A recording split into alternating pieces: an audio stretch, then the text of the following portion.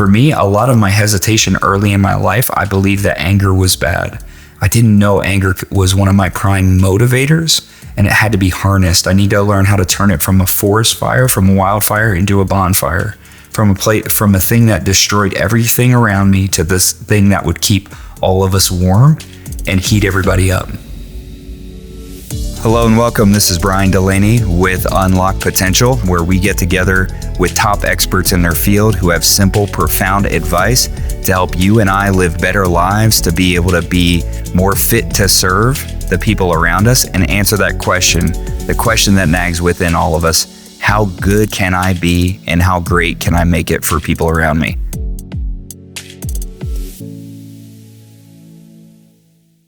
So the difference between being aligned with a successful perspective and not is typically, very small, very small.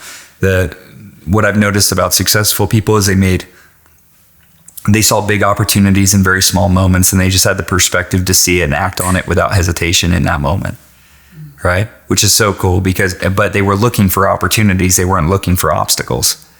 And so it's like, I've tried really hard, right? So I need to rest now, right? My current level of energy is what's going to dictate my future level of energy. It's like something so simple as like, I'm tired, so I can't work out.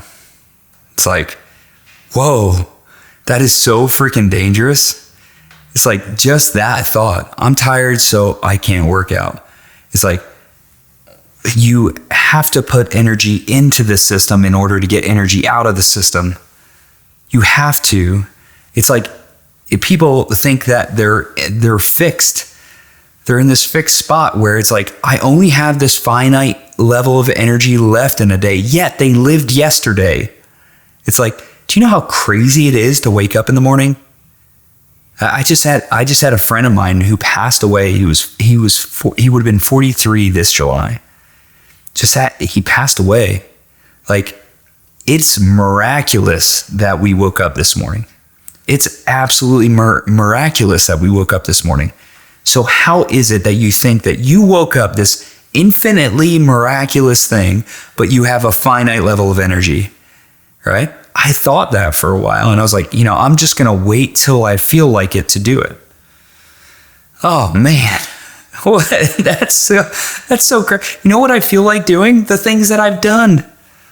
That's what I feel like doing. I feel like watching, I feel like binge watching a new series, right? I feel like eating buttery, salty foods as much as possible until I don't have to feel my feelings. I feel like being condescending to the people I love sometimes. I feel like being angry and reactive to the people around me. I feel like I want my son to act in ways that make me look good. I feel like all of this crap, all this bullshit that's terrible. Those are the things I feel like, right? But I know that those are just temporary feelings that really just let me know that I'm injured. Like, I've just been wounded, and it's okay, because all it is just like an adult way of whining and crying that I have. Like, I've been hurt, and I just like don't feel like I feel like I'm too much of an adult to be like, ow, right? So I do that to other people. I put that hurt on other people, and they're saying hurt people. So true. And, not taking responsibility for things, not looking for things. I used to determine if I would do something based on how I felt at the moment I was deciding to do it, rather than determining what I would do based on how I would feel after I did it. You know how much trouble that got me in? It's like, man, I want to drink a lot right now, right? I want to do this thing or that thing. And I would do it, and it would feel amazing in the moment and awful after. And I would have to apologize to people after. And I would wonder, like, did I embarrass myself? Did I, all this stuff. And then, like, I think everybody's had the experience of like being like, oh, I don't feel like working out, so they don't work out. And by the time they have the energy, they don't have the time. Right? And then they go through the rest of their day wishing that they would. But the next morning we wake up and we say, oh, I'm tired again. I can't really wake. It's like what level of disgust do we need to get to? I want to know the level of disgust that I personally need to get to, and that's where it is. And if we can just like raise that bottom for like, okay, when is this going to become absolutely necessary for me to start focusing on how I'm going to feel after, rather than how I'm feeling before or during what I'm doing? Because the only things that feel good during or right before are the things that probably are more in line with celebration or making things painful for other people than they are making things great for ourselves and other people around us, than the things that have real long-term staying value. And sometimes, yeah, drink too much. Remember you're human the next day, for sure. Like, I'm not advocating that. I'm just saying, don't be so puritanical in what you do that you become too sterile to be influential, to be powerful. Like, I see people like they hold themselves in this place. It's like, well, I can't eat this. I can't do this. I can't do that. And they treat themselves like a machine. And then they have very low empathy for the people around them. It's like, if you've come to a point in your life where you realize that no longer serves you, that's awesome. Then you just have come to a point of realization. But if you're coming to a point in your life where you have deep inhibitions because you're scared of what it will do to you, then you have cut off a part of yourself. Like, for me, a lot of my hesitation early in my life, I believed that anger was bad.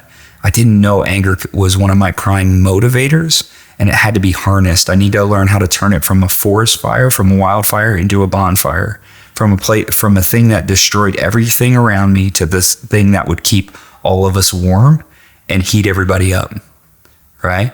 And that, to me, is a beautiful thing. But so many men walk around afraid of their anger, right? Afraid of their anger. And so many women walk around afraid to nurture people because they're going to be hurt. They're going to be hurt. It's crazy how we've cut these parts of ourselves. We've amputated necessary parts of our being, and we wonder why we walk around feeling fragmented and unwhole and unwell. It's like we've chopped these parts of ourselves off. Don't do that. Just reattach, right? Reattach, not because it's safe, but because it's a way we were truly meant to live, like full, complete, not fragmented, attached people, right? Not attached to outcomes, but attached to other people and attached to what's right. Not like what's right in a moral sense, but like things being right, like in right relationship. Thank you all for joining our conversations. We're developing this platform for simple, profound tools and techniques that can help you get the best out of your life and, more importantly, unlock potential. You can find me across all social platforms at The Brian Delaney, and online, come visit us at thebriandelaney.com.